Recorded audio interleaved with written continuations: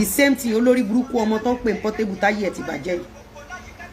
Èmi ni mo máa ń sọ fún Portable pé Portable ẹni tí ò bá wá fún ẹ má wá fún toró ní nǹkan tí mo ti gbọ́ nínú kéèsì Portable. Ṣé mọ̀ pé Portable wà nínú kéèsì àwọn Naira Marley àti Sam Larry ó dẹ̀ máa ṣí ẹ̀wọ̀n. Ìwọ Portable ó máa ṣí ẹ̀wọ̀n. Ṣé o sọ pé lórí burúkú ọmọ tí yẹ ti fojú sunkún yẹn ó máa ṣí ẹ̀wọ̀n. Ẹ sábọ̀dù tó post fídíò ẹ̀yin yẹn máa wo nǹkan tó ṣe. Ẹ̀yin èèyàn wa Lizzy Anjorin tún ti jáde wá blast Portable ó ní wípé òun fẹ́ bá a jà ó ní kàtẹ́fẹ̀ ló sì nà ó náà fẹ́ nà Portable ó ti jáde o. Ẹ̀yin èèyàn wa ẹ jẹ́ ká gbọ́ nǹkan tí Lizzy Anjorin sọ nínú fọ́nrán yìí. Ṣé o ṣé mọ̀ pé ó máa sọ fún yín pé kéèsì tí ò bá kún ẹ má dá sí. Mo máa ní especially ẹ̀yin youth because kéèsì tí ò bá kún ẹ tó o bá dá sí wọ́n lè fi gbé wọ fúnra ẹ̀ ṣubú. I've been saying this for a very long time. Mo sì sọ lánàá, mo sọ ní jẹta, mo sọ ní jẹrin because I know how these people roll. Portable ó kéré, wọn ò lè ìwọ òkè ìwọ ò jẹyàn. A fídíò tó ṣe fún mi máa play lára ẹ̀. Máa fáìpò fọ̀ yá ẹ̀. Máa dẹ̀ jẹ́ kí àwọn èèyàn mọ̀ nǹkan kan nípa ẹ̀. Ó jẹ́ tán nìyẹn nígbésí ayé ẹ̀.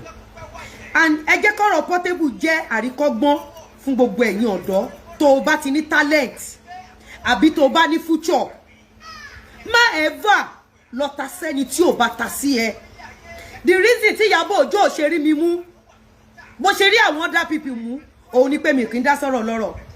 Now ẹ jẹ́ kí n fi kíní hàn yín. Orí péjì Esabod ní Portable Apibu ọlọ́kadà ibojì orí platform ọ̀tá ẹ̀. Èmi àti yín rò pọ́ta ẹ̀. But by the time tí bá máa parí show ẹ̀ nìyí màá wá bẹ̀ lọ́wọ́ yín pé ṣọ́jọ́ ń ṣiṣẹ́ ni àbí wọn ò jọ ṣiṣẹ́. Kí ló mú Portable tó ṣe kọrin tó ṣe lórúkọ mi.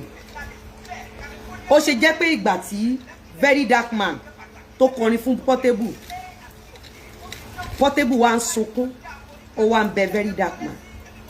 So definitely àwọn tí Portable ti ń kọrin fún látijọ́ ọjọ́ tó ti ń blackmail tó bá jẹ́ pé bí Portable ṣe ń kọrin fún wọn káwọn náà kọrin fún Portable ni Portable àti stop.